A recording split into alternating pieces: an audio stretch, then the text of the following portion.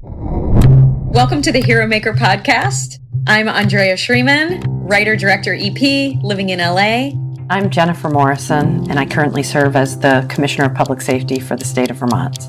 We are here to seek out and tell the full story of our friends who were murdered in college, Rachel Raver and Warren Fulton III. We really need to make sure that their deaths were not in vain and that every possible lesson and improvement for the system can be squeezed from the retelling of the circumstances that ultimately led to the identification of their killer.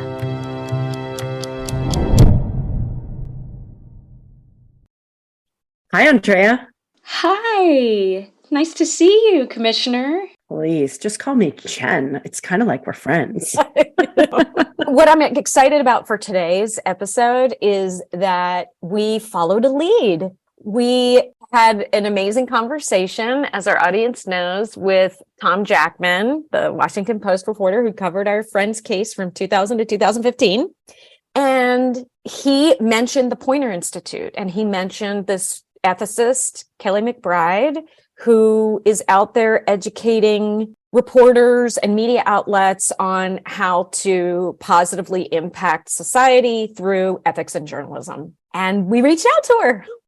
And today we're going to introduce our audience to Kelly.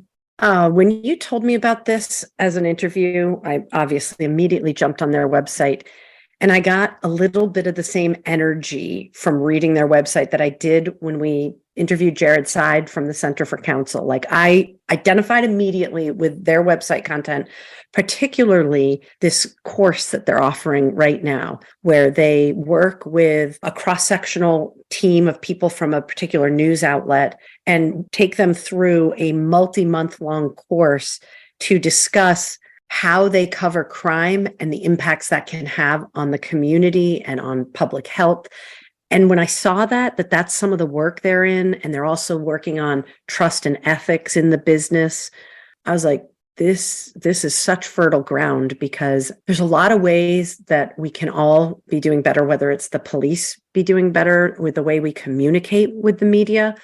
But there's also certainly a lot of room for the media to rethink how they shape these stories and what they're reporting, and how that either positively or negatively impacts people's perception of their community. Yeah, and whether or not it's actually fulfilling their intention as a media organization. Yeah, I just got to say, I was so excited for this. Yeah, and it was a great conversation. And the most exciting thing for me is that I was witnessing transformation in real time. In this conversation, there are nuggets of wisdom that were being birthed inside the conversation. I'm really excited for what can happen through follow-up as a result in creating that relationship between public health, the people who are reporting events and public health, and law enforcement. It just really feels like bringing those three stakeholders together and setting out to do something that benefits the public and fulfills everybody's goals and intentions can be very, very powerful. Oh, I agree. And, walking away from this interview, I have a lot of thoughts about how we can take the work we're already doing with our partners in public health and social services, and perhaps as that work and those relationships mature, contemplate bringing in that third party, the media. And of course, as we talked about today, and what I've known through my career, is that it's all about the relationships. And if you don't have trust with a news outlet or with an individual reporter, you're going to stick to the written script. You're not going to give them any context for the story or help them pull a thread that might be a more impactful, more positive, or more fair story in the long run that serves the public good more than sensationalizing individual crime events, right? Yeah. I thought today was exciting and definitely leaves me with food for thought. Awesome. Well, this is Kelly McBride, Senior Vice President of the Poynter Institute and also the chair of the Craig Newmark Center for Ethics and Leadership. Here we go.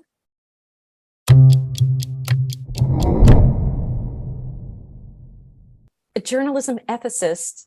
Is there anybody else out there doing what you do? There's a couple of college professors who do it mostly in the academic setting, but there's nobody like full-time working on it in the professional setting. Now, there are standards editors, which are very close to what I do.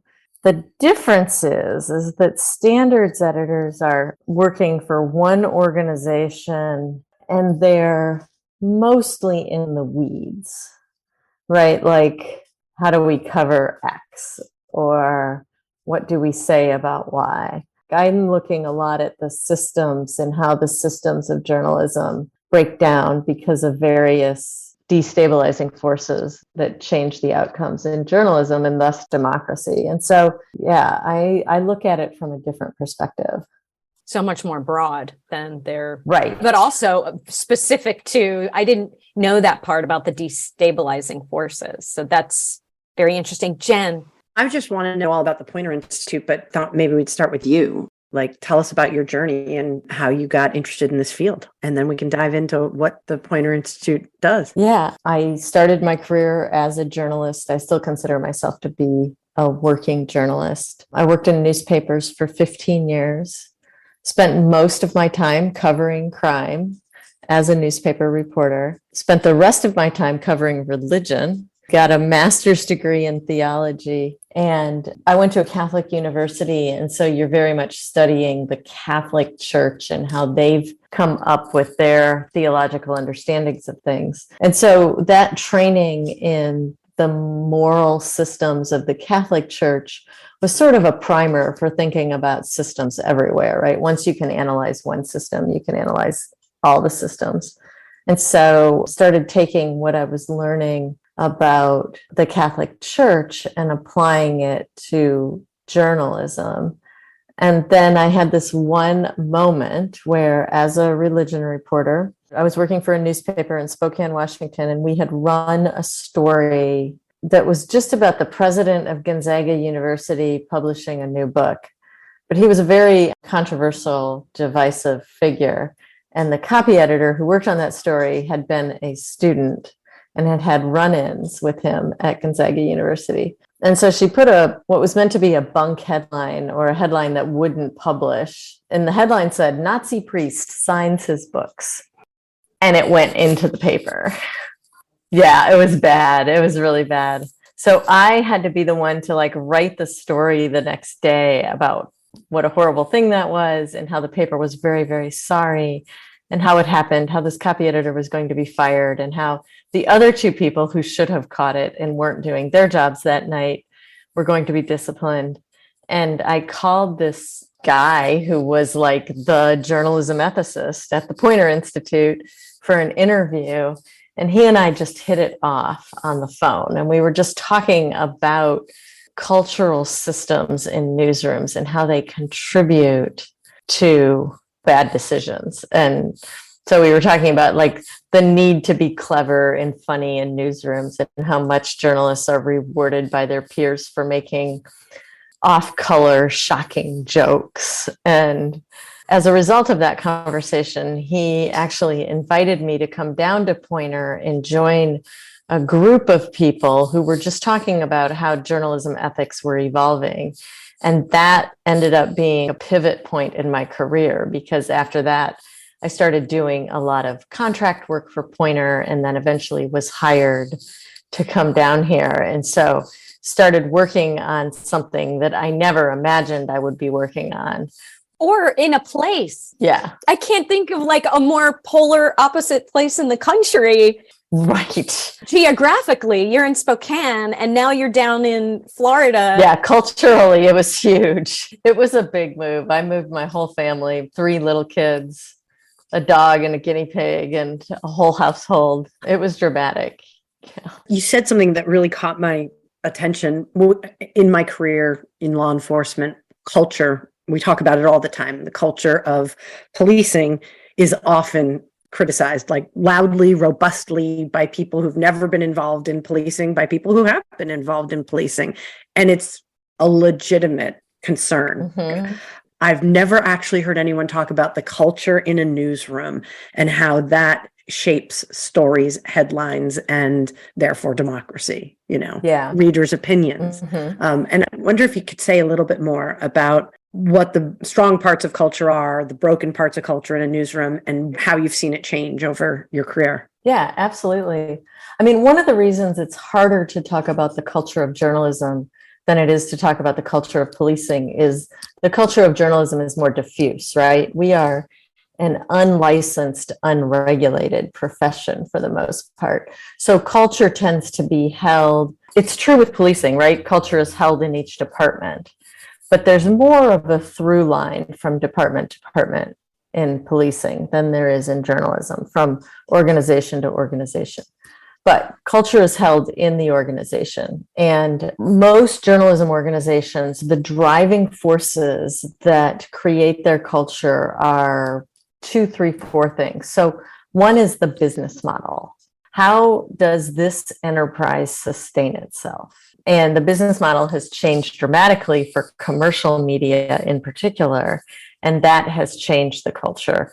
But even when the business model was healthy, that drove the culture in a way that wasn't always the best for the public good, because you made decisions based on what would keep the advertisers happy. So you created this homogeneous, very vanilla package that would appeal to a broad number of people in order to attract that broad number of people so that the advertisers would invest in you. And then as advertising declined or became less stable, the way it affected culture is suddenly news organizations had very few resources, right? And they were getting smaller and smaller. Or for national news organizations, they were competing for ad dollars in a very different way, primarily through sensationalism on the internet.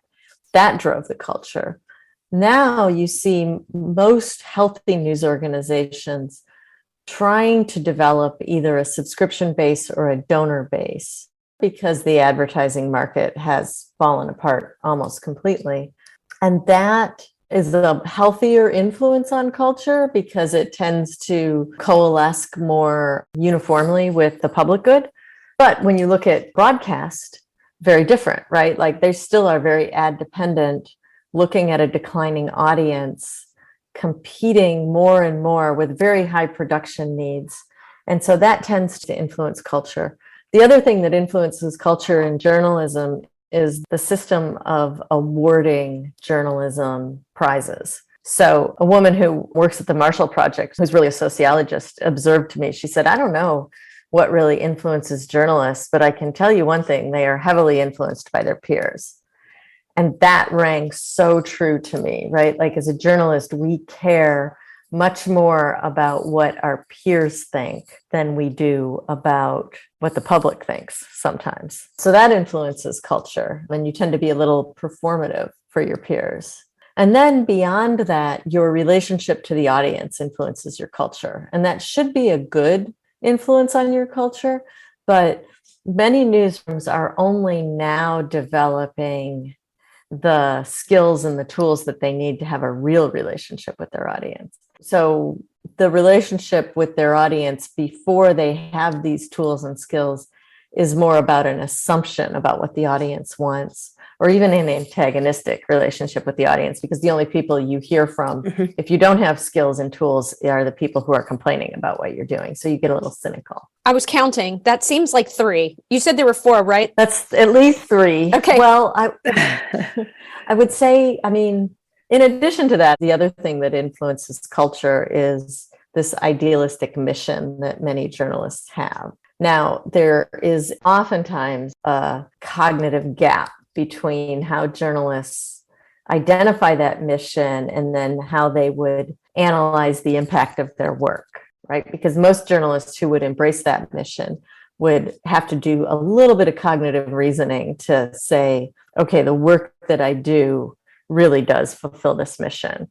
Some of that's just practical. The mission's really idealistic. Some of it's a measurement problem. It's very hard to measure impact in mission, but some of it is just a gap between what we say we want to do and what we actually do. When you talk about news organizations that sustain themselves through contributions or subscriptions, doesn't that tend to aggregate people into niches?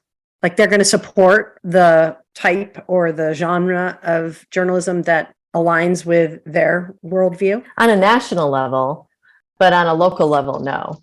So it's probably much more complex than what I'm about to sort of put out there for your feedback. But when I was a kid, and this is a true story, when we would all watch the 7 o'clock news together, and when Walter Cronkite said, "And that's the way it is," by the time he was done signing off, your foot better be on the first step to get up and brush your teeth, etc. Because that was like the go signal for bedtime in our household. But what I recall from that era was that they reported. They did not editorialize and tell you how to feel about a situation or make assumptions about the underlying motives of actors in the scene that they were reporting.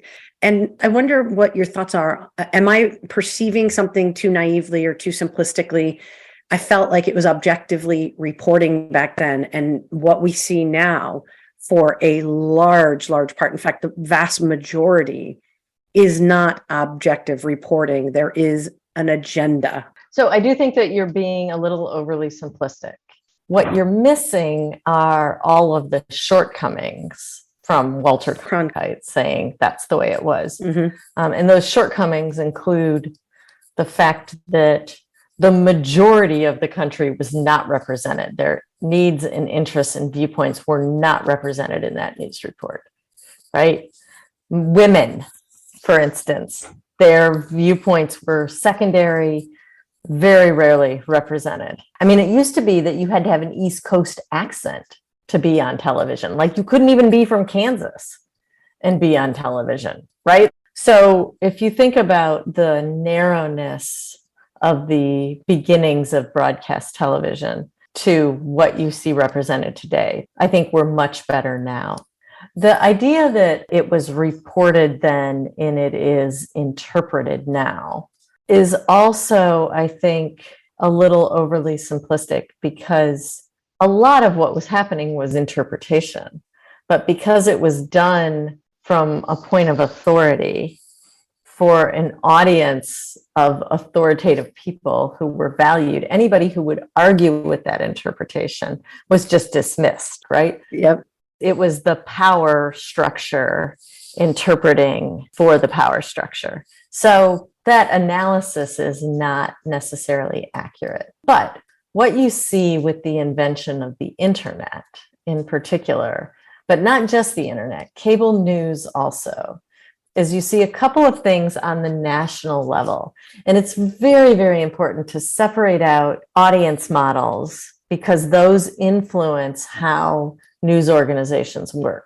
Let's start with cable news, right? With cable news, you see a rise in low production quality. You've got 24 hours to fill. You can't go out and report and produce a package for 24 hours of news, right? You're going to have a lot of time that you're just on the air talking. And so you're going to get a lot more loose interpretations, opinions, analysis, and frankly, more inaccuracies, right? You're just going to get all of that because it's happening live. It's not produced. So that's cable television. And then you see on the internet, what the audience tells us on the internet is that they want very emotional content. They want stuff that makes them angry or happy or validated. And so you see emotion becoming the driving force on the internet. And often it is much easier to get emotion into a piece when there is some sort of conclusion or indignity or a protagonist. Right. Yeah. So when you give the story a purpose or a mission or a point of view where there are good guys and bad guys and more for somebody to hang on to as an emotional connection, then people are more likely to say, well, yes, I agree with that, as opposed to now I have to make up my own mind. So that is the medium. You know, Marshall McLuhan says the medium is the message, right? And that is absolutely true when it comes to both national cable news and the internet, is that the medium becomes the message and the medium drives us more toward opinionated information. Now, that doesn't mean that when you go and you look at the Washington Post or the New York Times or the St. Louis Post-Dispatch or the Cleveland Plain Dealer, that they are doing a greater proportion of opinionated journalism. They're all doing more. They have way more stories that they're putting out there. But probably the work that they're doing, if you were to compare it to, say, 1975, would be very similar in proportion. It's just that now so many more people see it. And the opinionated stuff and the emotional stuff has so much more impact. Yeah, back then, you're right. I mean, that's a really great distinction, is that there was this half hour and maybe there were the 6 o'clock news and the 7 o'clock news. And that was sort of it. If you missed it, you had to wait for the morning paper or whatever, right? Mm-hmm. But now there is an endless cycle of options for you to pick your news source from. Right. And as a human being, you pick the more emotional stuff. Right. Right. You just do. Whereas if you look at that half hour or that paper that came in the morning or the afternoon, that was a highly curated, produced product. Yeah. Yeah. So how did you join the Poynter Institute, but how did it come to be? Like, was there a Sentinel event or a raison d'etre? Tell us more about that. Oh, yeah. There's a guy, Nelson Poynter. He was a newspaper owner. And in the 1970s, and maybe even in the 60s, probably the most prescient thing that he did was he could see the corporatization of local newspapers. He could see that Knight Ridder and Gannett were going to buy up everybody. And that if you left the paper... And here we are. Yep. If you left the paper to your children and they left them to their children, that eventually there would be so many shareholders that it would be more profitable for them to cash out than to simply maintain ownership of the paper. So he was very concerned about his baby, the St. Petersburg Times, being sold off to a corporation. And he was trying to figure out a structure that would prevent that from happening. So he created a nonprofit training institute for journalism. His secondary concern was that as an unlicensed profession, journalism had no mechanism for doing professional education of its practitioners. And so he was like, I can kill two birds with one stone. I will provide the industry with a way of training itself, and I will also create an ownership structure for my newspaper. And how much of the industry is actually taking advantage of that education that you provide? We train worldwide 50,000 people a year. We train a lot of people, and we do it in a bunch of different mechanisms, right? Like we have asynchronous courses that people can just log on and take. We have courses that you can fly here and take. We put on conferences. We are the home of the International Fact-Checking Network. We are the home of MediaWise, which is a media literacy division that trains news consumers. We can count in all different sorts of ways, but if you just look at like the professional journalists that take a course from us in a given year, it's 40, 50,000 people in a year. So it's a lot. It is a lot. There's one thought I had that it keeps coming up for me, is that there's a distinction between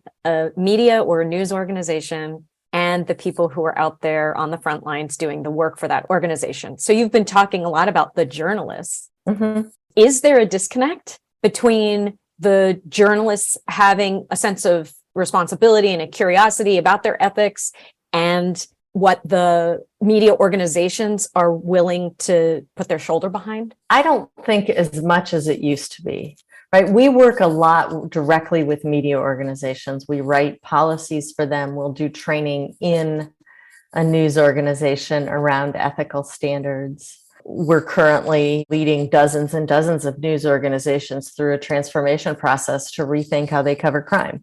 So news organizations have become much more professionalized in their policies and practices and procedures. I think we're trending in the right direction in this conversation because Jen and I have been investigating this violent crime that happened to our friends. We would really like to get into this conversation about responsibility for journalists and media companies around how crime is covered. And I know that you're on the leading edge of that right now. Can you share with us what's happening in that world and what you see evolving and what you're feeling good about? There has always been a sort of unholy marriage between sensational crimes and journalism. And you saw that really explode in the late 1960s and early 1970s as local television news became more and more of a thing. And there was an invention, and you can Google it. There's a very good documentary that was done by the Philadelphia Inquirer on the invention of eyewitness news, because it was invented in Philadelphia. And it was invented to scare the crap out of white people in the suburbs with stories about crime in the cities, right? And they literally say that in the documentary. And the guy who invented this form of journalism, Al Primo, but it had this cascading effect. So you have this moment where television news starts covering crime in a fairly sensational way, mainly to scare people and to compel them and get them addicted to this form of storytelling. Newspapers quickly jump in and become part of that. And I was very much, as a reporter in the 1990s, very much part of that problem, right? Like, I wanted to cover crime, not because I wanted the public to have information to keep themselves safer, but because I was more interested in the narratives and the characters and the drama. The intrigue, yeah. Right. The human drama that comes with it. Like Truman Capote, right? I think one of the perfect examples of somebody that as a crime reporter, you thought, oh, right. Like you wanted to know because you thought that you could reveal something about human nature in these very dark episodes. But I could also see where that desire, like you said, that drive of being acknowledged by your peers, that was part of it too. It's like, you want to make a good story. 100%. Yeah. Right. And you got rewarded for doing very dramatic stories, right? There were awards, local and national awards. So that happens. And then in the 90s, you have the invention of the term super predator, which has been wholly debunked, right? And the New York Times has done a documentary on that. And so if you Google New York Times super predator documentary, they have a good 11, 12-minute documentary on how bad that was. So that was, the Bloods and the Crips are expanding and crack cocaine is supposedly taking over the country. Police forces are developing these gang units. And then this super predator term comes along. And as journalists, we are just eating that crap up. The Bloods and the Crips are coming to your town and they're all going to sell drugs to your kids. And as a result of that, there's a direct line between that line of reporting and 48 states changing their criminal codes around juvenile prosecutions in particular, right? Juveniles can be prosecuted as adults. They are given harsher sentences. The rehabilitative part of juvenile justice is thinned out and a more punitive part comes in. And so it becomes a problem and journalism becomes part of the problem.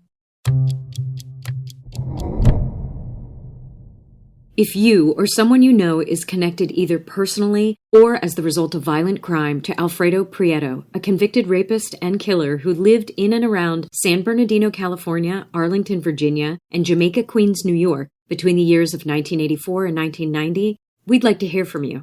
Please email us at info@theheromakerpodcast.com.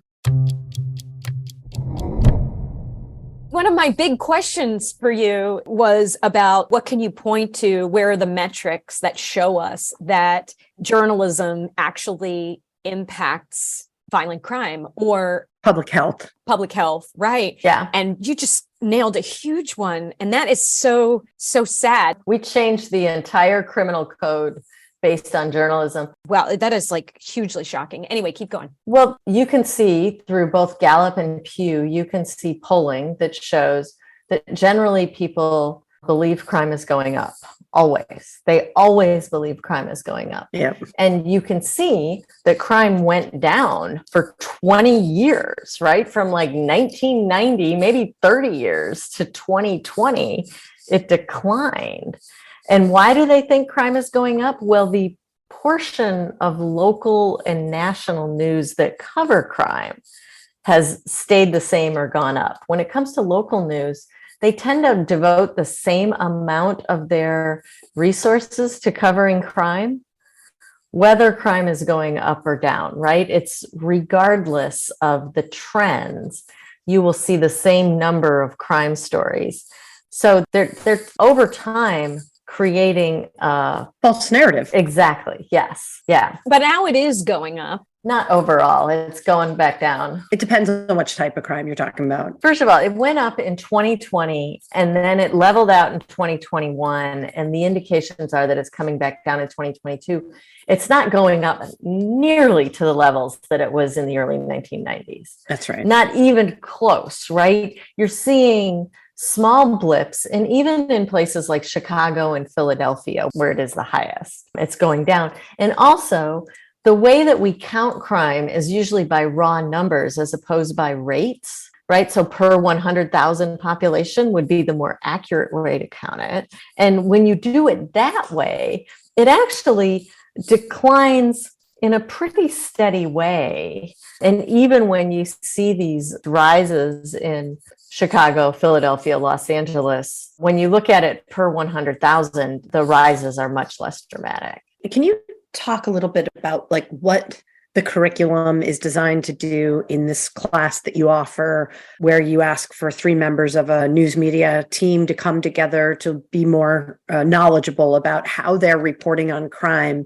intersects with public health? Yeah. So what I encourage them to do is to first identify a mission for why you cover crime at all. And that's why I ask for it to be a cross-sectional representation of the newsroom. And it takes them 2 weeks or so to even come to a consensus with the team that has been nominated by the newsroom around what the mission is. But for the most part, they say something like, we want to inform our audience so that they can make better decisions and participate in democracy.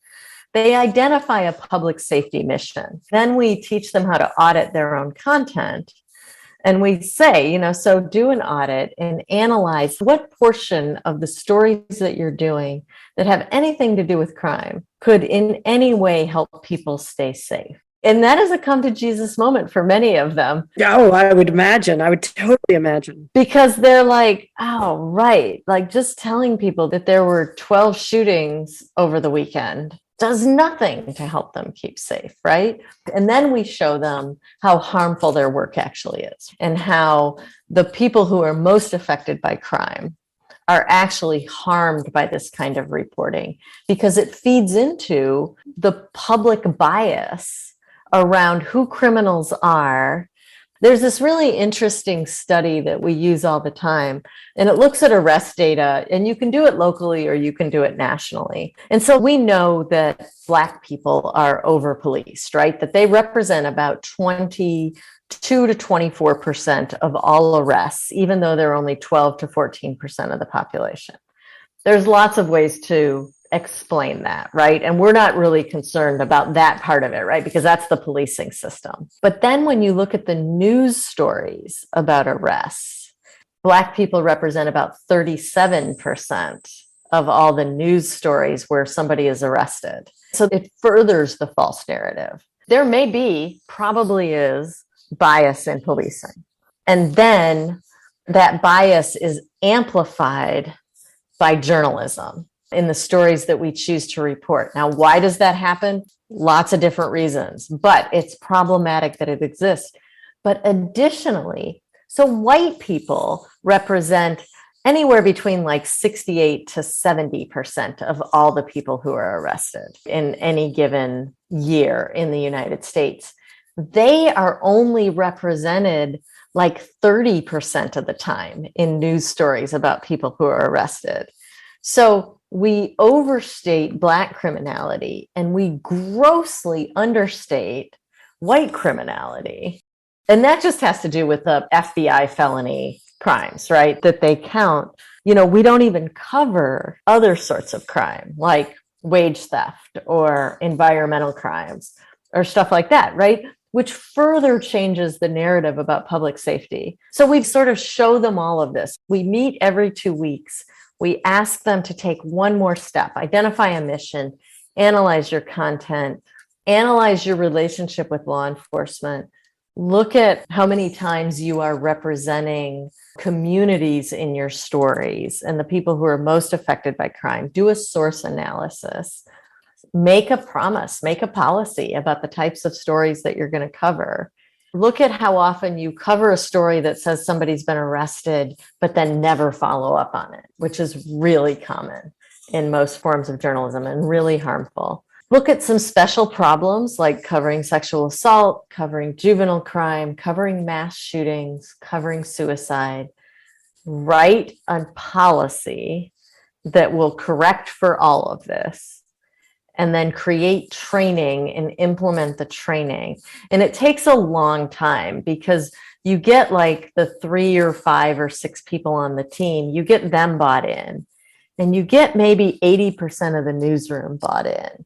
But you have these holdouts, and the holdouts tend to be in a couple of places.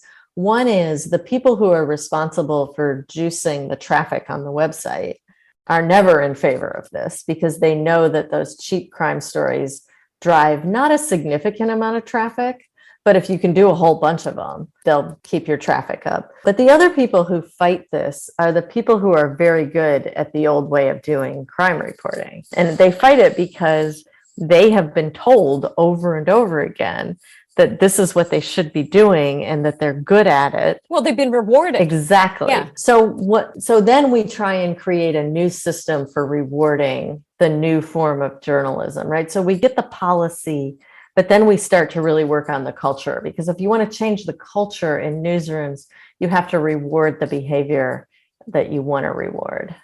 Reward what you want to see more of. Yeah. It's true in any line of work. Mm-hmm. Interesting that you talk about the search engine optimization folks having, it's almost like the little guy behind the curtain who's pulling the levers about what the public is going to see because they know what's going to drive the revenue or the click rate. Mm-hmm. Yeah. Yeah, but what's interesting about that to me is that that person is not a vice president necessarily. It's a tech person, tech support. It's someone who's, are you talking about They report to a vice president though, right?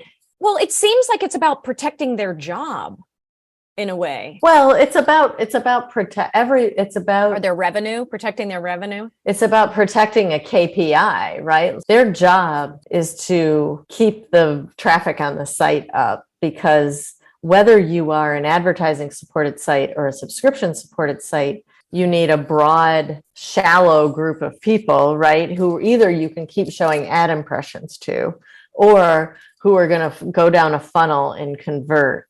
Now, for subscribers, they've realized that a lot of times those cheap crime stories that just say somebody got shot, those don't drive subscriptions. Okay, so great, because that was going to be my next question. Like, you give them this whole new way of doing things and you say, we're going to change the culture and this is going to be great for you and it's going to be good for your business. But is it actually good for their business? Well, the problem is subscription businesses are hard on a local level. I don't know that that's completely going to work in journalism. I think that it's going to be a combo of subscription and community support of some other kind. Right. But it's a lot easier now than it was 5 years ago to make the argument that you don't need that cheap traffic, right? That's not necessarily good for your business. And it probably hurts your brand. And it actually puts you in some amount of legal jeopardy and injures your relationship with some of the audience that you would like to build a relationship with. Right. You know, I'd love to see this work that you're talking about, the intersection of crime coverage and public health, public sense of well-being. I'd love to see that continue to grow to a space where we get upstream of the crime. Mm-hmm. Like when we're covering the crime, the big bad incident, even if it's not a big bad incident, but when we're covering the crime, when are we going back to look upstream to how that person or the situation unfolded? There's so many things that I'm coming to appreciate about the intersection of public health and policing. For instance, the CDC is a trove of data, right? Mm-hmm. They have some really fascinating data. And one of those is life expectancy by postal code. Mm-hmm. Okay. And when you look, even in little old Vermont, at some of our very troubled communities that have experienced a surge in violent crime, mostly related to the illicit drug trade, which implicates all kinds of social services and addiction and escapism, like all sorts of stuff in the public health space. If you look at the areas where the violent crime and overdoses are hot, you see a very hot area, even within the same community. And on the other side of town, the good side of town, in a different postal code, the difference in life expectancy exceeds 10 years. Mhm. Literally, we're talking about a 10-year difference in a Vermont community by depending on what part of town you live in. Right. And those are the kinds of things that I wish newsrooms would dig into and start talking about equity. How do we bring equity to service delivery in policing? And why aren't we looking at outcomes of, that's such a disparate outcome of life expectancy. Mhm. What is the responsible role of journalism in telling the community's story if they start from the premise, and that you said that they all say, well, we want to inform people, we want to help keep them safe. But I think we all know that that's not true. Nowhere in that is the word equity, right? That might not be any news organization's intention to promote equity. Some of them speak about equity, not all of them. And you're right, it's not going to be universal that they'll speak about equity, but they will talk about documenting. And it's funny because I was actually on a call with the CDC earlier today about training journalists to use their Whiskers and Wonder database to use it better for a bunch of different things, including gun violence and the impacts of crime. Part of the problem in journalism is doing that story is so much harder, right? It takes more time, and you don't pump out the number of articles, and it takes more seniority, right? It takes more expertise. And most of the people covering crime are the junior reporters. And it's especially hard. And what I've seen, the trend that I've seen in many organizations is so they'll get their main crime reporters on board. And then the weekend crime reporters go to town on the crappy crime stories. Yeah. And it's like, okay, wait, we got to fix that. Or the night reporters. And so it is an institutional habit that you have to break. And the habit is to stop doing those incidental crime coverage stories, because for the most part, they just are not helpful. So you have to elevate the threshold at which you cover those things. Yes, Significantly. And then you got to keep challenging it to get it a little higher and a little higher. And then you have to break the reporters who have pressure on them to produce something, anything today. There's a hole to fill, to not go under that threshold. And you have to give them permission to maybe not have anything today. Yeah. Which is a really hard thing because it's Saturday and there literally is nothing going on, right? So you don't need to do anything.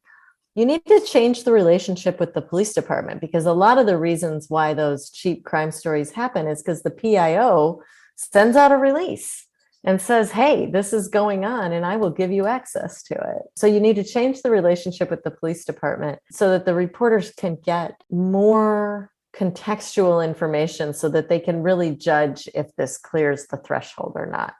It goes back to where we started about how you got your job, which was it's all about the relationships, right? So you built a relationship, you found you had something in common with a person at the Poynter Institute, and lo and behold, you keep talking, and all of a sudden, now, you have greater perspective, and now you want to do that job. I mean, that really is the truth. And it's particularly true in a small state like Vermont, that if you have a relationship with an individual reporter or even an outlet, whether it's print or broadcast, you have trust with them and you are willing to provide some off the record comments that allow the context to be built without betraying anything that can't be in the public space. And without the context, I frequently, as a police leader, have been frustrated when the media gets it wrong, or they take the scant facts we've put out there and they spin it in a direction that is antithetical to actually what's true. But at the end of the day, who is that on? We're not giving them. We're like, we can only give you this much. And we, with many news outlets, don't give them a look behind the curtain so that they can find the context or pull the right thread in that story. So when you only give people breadcrumbs, they're going to make not a very good meatball. But if you give them all the ingredients, they're going to make a really good meatball, right? And so I do think that it's incumbent on all pieces of this, not just the police and the media, but also our public health officials, our education officials. I think we just have to, we're not going in the right direction. I just want to point that out. Our politicians too, right? Yeah. There's a group called the Fair and Just Prosecution And it's basically the reform-minded prosecutors. Mhm. And they talked about how the media messes them up. So like in Chicago, Kim Fox is the prosecutor, and a crime will happen. And the police department isn't saying anything about the crime, but the police union will show up and say, this is because Kim Fox's bail reform. And the media will run with it because They got nothing else. it's a guy standing in front of a bunch of flashing lights and a yellow tape, and he looks like he knows what he's talking about, and nobody else is saying anything. And so then they call Kim Fox and they're like, the police union guy says that this particular shooting of 4 people in this crime-ridden neighborhood is your fault. And she's like, what am I supposed to say to that? The context has already been set, and there is nothing I can say that's going to change that, right? I'm just going to come off looking defensive and weak and uninformed and ineffective. She and I went toe to toe because I was like, no, journalists want to get better about covering crime. And she was like, not in Chicago, they don't. They actually do. I suspect there's some truth that environmentally, that I suspect it's different in different communities, just as, like I said, even within the small community of Vermont, there are outlets that I would happily grant open access to my office or people within my office. And there are other outlets that I'd be really cautious with and maybe only exchange comment in writing, right? So that I have a paper trail of what was said. So I did a training with a television station in Vermont recently. Did you? Which one was it? What are your main stations? What are their call letters? WCAX. Yeah, that was it. Yeah, that does not surprise me that they've been around a very long time. Yep. I did it on February 8th. Wow. And it wasn't around this, it was just around general ethics, but they were interested in this. I'm definitely hearing an opportunity. Have you worked with PIOs and public health folks to help educate on that side, how the police departments can interact better with the media? I have not on this issue. I worked with public health people around sexual assault a lot. And that was sort of how I came up with this model, because we used to have the same problem with sexual assault. We used to only cover stranger attacks, which created a false narrative. And people didn't understand that, like, oh no, stranger assaults are a minuscule part of sexual assaults. That is so true. And now people get that a lot more. And I did that work. I started that work in early to mid 2000s. I want to say that by the time Jerry Sandusky was charged, I was the ombudsman for ESPN. And I took them to task for focusing in their first 72 hours of coverage on Penn State's recruiting issues, as opposed to the fact that there were 70 some children that had been sexually abused by a coach. But I was able to do it because people within the ESPN had been exposed to that message, right? That sexual assault is not the stranger on the corner. It's the coach or the teacher or the boyfriend or the dad. And so the way journalism comes to these things is the way society comes to them, right? Which is a little, a lot, and then a little bit more and a little bit more. That's a responsibility. That's an opportunity for the media. Like, I think same about domestic violence. We don't talk about it enough.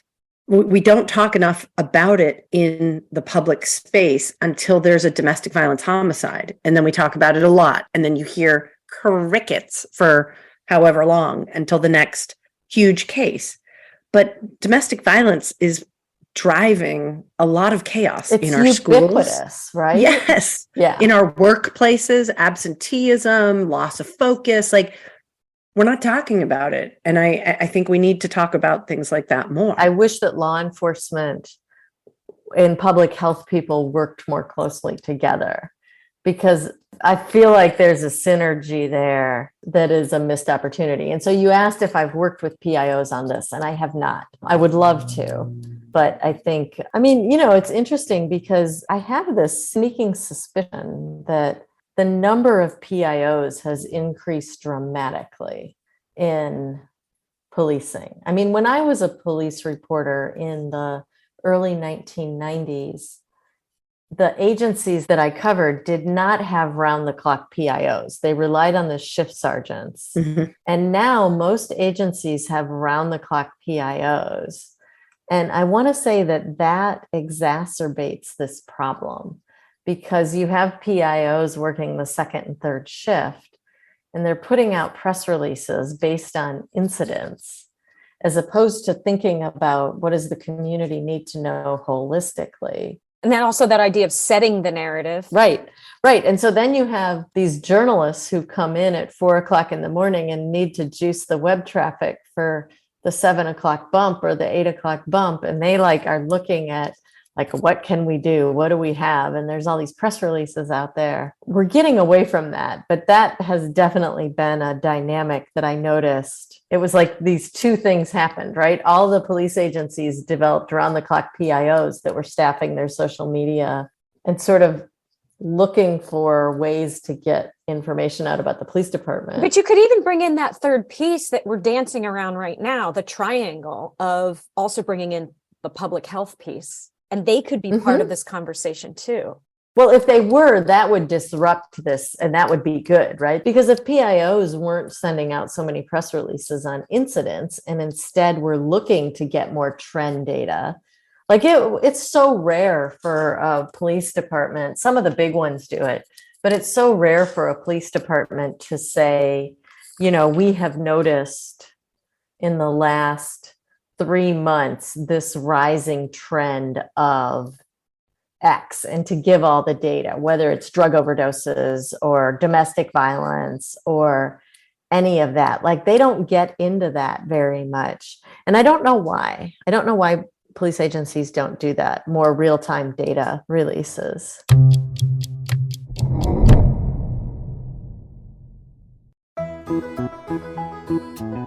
The Williamson County Cultural Arts Commission of Franklin, Tennessee wishes to thank our men and women in blue who help us deliver safe and fun family and community cultural events year-round, including one of the only authentic bluegrass festivals in the country. Bluegrass Along the Harpeth takes place every July and at the Williamson County Fair in August and at the annual Tennessee International Independent Film Festival. Check out our full calendar of events at wccac-tn.org.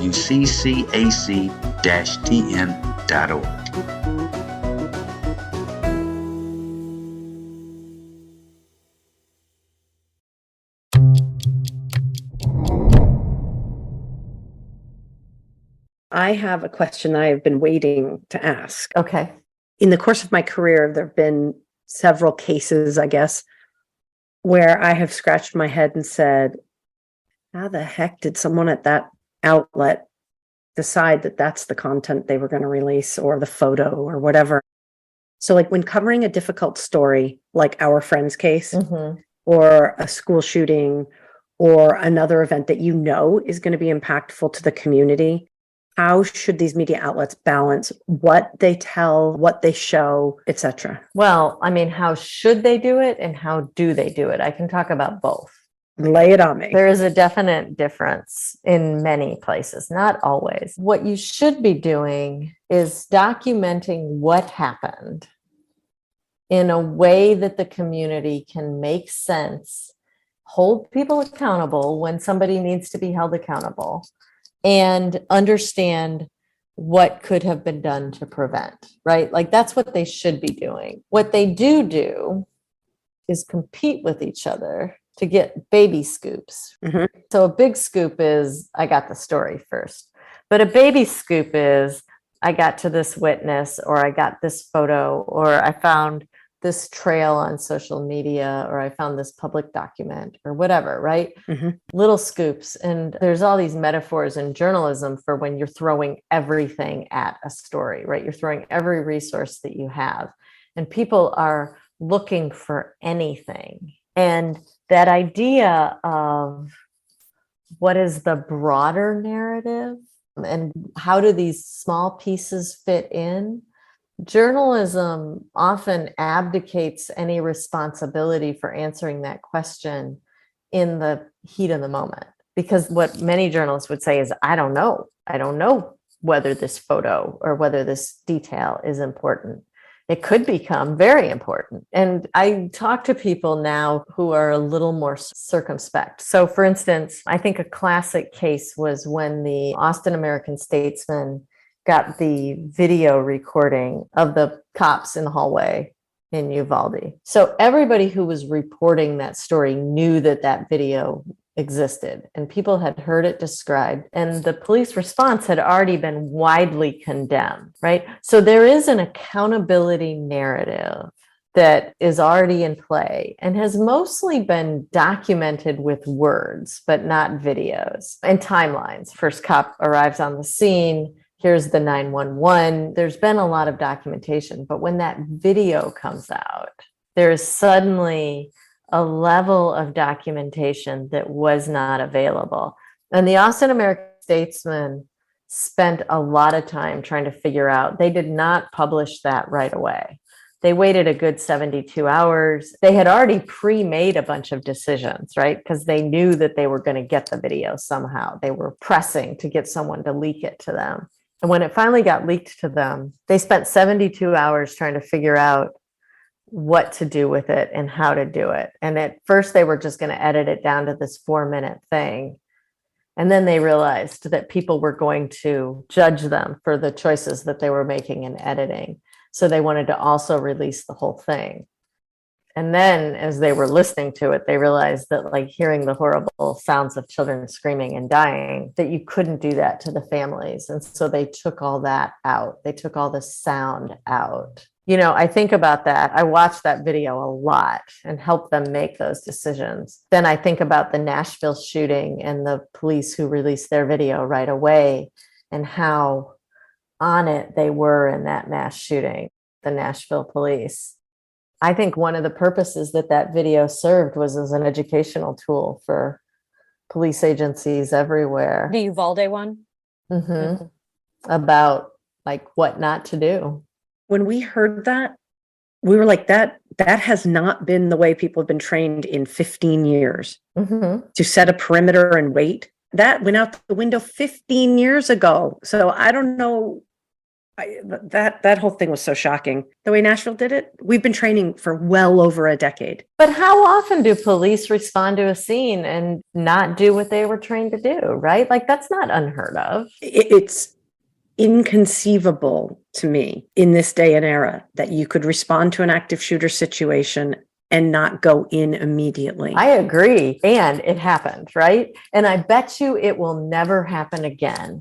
Don't say never, because they're humans. So I mean, the problem was a command problem, right? Like, nobody felt like they had the authority to make the decision. And in Nashville, you saw this guy, the guy who pulled the rifle out and went in first and got the 3 guys behind him, right? And he was like, he knew he had the authority. right, everyone has the authority. There's no rank in an active shooter. Because you're a cop. Yeah. Right. Yes. That's right. It doesn't matter if the first one there is the chief of police or the newest rookie. Yeah. You go in the door and you go towards the sound of gunfire. Yeah. Anyway, we're down a rabbit hole. But when you think about your career actually as a practitioner, I mean, I know you're still a practitioner, but you're sort of in the teacher mentor role now. You're sort of doing some shaping in the industry. Knowing everything you know now, what would you tell an up and coming young reporter, maybe your young self 30 years ago? Oh man, I would tell my young self 30 years ago, don't look at the individual incidents of crime, even the big sensational ones that you just want to dig in and do a novel about. Instead, look at all the ways that crime impacts everybody. Talk to public health people a lot more. Talk to insurance people a lot more. Look at the systems and don't keep waiting for that big incident to come up, right? I built my career on horrible incidents and like digging into them. And I was really good at it. And I would say the same thing to a young journalist. Those are easy stories to tell. Do the hard thing. Do the hard thing. Yeah. That's a good piece of advice for anyone. Yeah. Can you share with us a few examples, or maybe one great example, of who is doing it well right now? Where are we seeing great ethical journalism from maybe you can give an example of a journalist and maybe you can give an example of a company that's following their values and their code. KPBS in San Diego is a public radio station. Now, it's easy to say, well, public radio, but public radio's approach to crime has been just to ignore it. They mostly don't cover crime at all. And they've sort of said, well, we'll let the commercial media do that because there's not a space for us. But they have figured out that in San Diego, there are a lot of public health issues that are really important. And so they have recently come up with, first of all, a list of when they actually should cover incidents. It's everything from when public health is threatened to wildfires, right? They've come up with a model. And then they've also said that they have an obligation to cover the communities who are most impacted by crime and to get upstream. So they have a mission. And when you look at their reporting around unhoused people or their education reporting, they are doing a really good job. So that's one. And then in Phoenix, Arizona, there is a television station, ABC 15, and they are doing very good accountability journalism around law enforcement. And there are some significant problems throughout Arizona law enforcement with their professional demeanor. They have done many investigations on trends in law enforcement that are antithetical to democratic societies and that undermine the justice system. And they have sacrificed their ability to tell stories of individual incidents of crime because law enforcement won't work with them anymore, right? They ace them out and they have said, well, we're okay with that because we believe that holding law enforcement accountable is more important than doing individual stories of shootings or dramatic criminal incidents. So those are two examples. I want to say that the Minneapolis Star-Tribune had been going down this path for a while. And when George Floyd happened, one of the things that they did, there's this habit in journalism to amplify the initial report of police in an incident of use of force. And the first use of force when it came to George Floyd was a lie. The first report out from the police, they basically said that George Floyd died in custody of a medical incident. And many journalists reported that. But the Minneapolis Star-Tribune had already been, the police department in Minneapolis was having a lot of problems with over-policed communities. And the Minneapolis Star-Tribune was aware that this was a neighborhood where that was likely to happen. And they did not repeat that. And instead, they went looking for video evidence, and they were the first to surface the video evidence. And they were like, oh, we found the medical incident. So I think there are a lot of places that have gotten a leg up on this. That's amazing. I think there's still a long way to go. And yeah, I would welcome at some point furthering the conversation about how we work with the media, not at arm's length of the media, and our partners in public health. I would love to be part of that conversation too. We're doing the public health and public safety work right now in Vermont. I'm working particularly around violent crime, and a subsection of that we're really focusing on is domestic violence.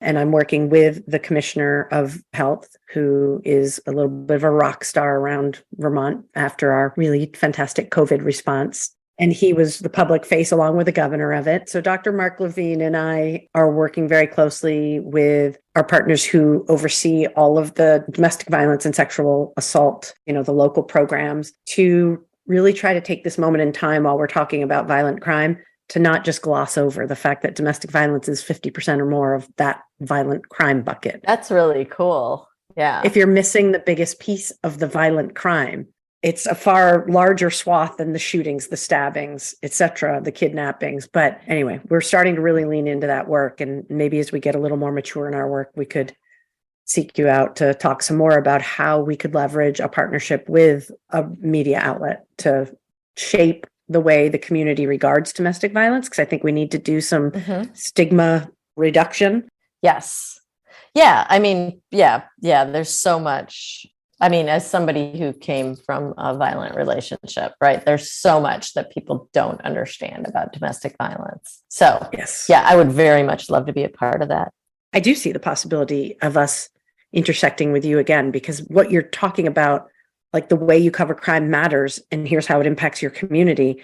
Like we need that whole triangle. We need public health, policing, and the storytelling that takes the community in the right direction, because we are going in the wrong direction. It's hard because there are a lot of people in all of these communities. I used to think that, oh, public health people, they would never mislead the public. And now I'm in Florida, right? And our Surgeon General has deliberately misled the public, right? And so in all of these factions, there are badly intentioned people. Mhm. And that creates a trust problem for everybody else. Yep. Right. Yep. So like when I talk to journalists about, hey, you need to build a better relationship with law enforcement or public health, the first thing that they're going to ask is this a well-intentioned law enforcement or public health person who's actually interested in the truth? Or is this a politically motivated person who's interested in advancing a narrative? Because like, think about trying to do this in Florida. Mm-hmm. It would not be possible, right? Yeah. Hot mess. The politics here are so toxic right now that the journalists are just trying to stay on top of what the truth is and trying to get people the truth. And they're not being helped by their public health officials or by law enforcement a lot of times. In fact, they are oftentimes at cross purposes. Agreed. We have sheriffs here who are running on, I mean, and have been for a long time, on expanding stand your ground. And we now have permitless concealed carry here in Florida. We've always had that in Vermont, by the way. Have you really? Oh, yeah. You can carry concealed or otherwise. Mm-hmm. No permit required. The only restrictions are if you're federally disqualified as a convicted felon or a person subject to a restraining order, or, you know, the other very finite federal restrictions. But no state law at all about carrying concealed, loaded, or otherwise. There are regulations about how you transport a gun in a motor vehicle. Yeah. But not about how you carry it in public, in the grocery store. So you could go into a school. Well, there are regulations about schools, and I believe there's healthcare restrictions on firearms. What about a theme park?